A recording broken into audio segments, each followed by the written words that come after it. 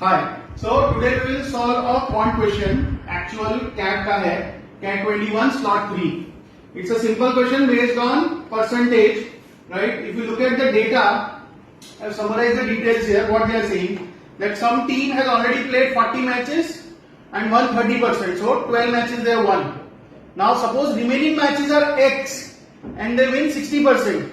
Then overall उनका जो win है 12 plus 0.6x upon total 40 plus x, this comes out to be 50%, 0.5. So if you solve this, basically what is going to happen is you cross multiply 12 plus 0.6x is equal to 20 plus 0.5x.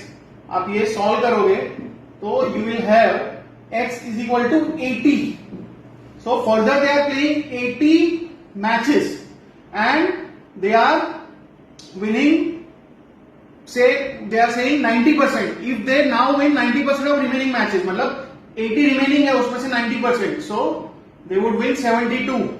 Then the total wins would be 12 plus 72, 84, which is option C.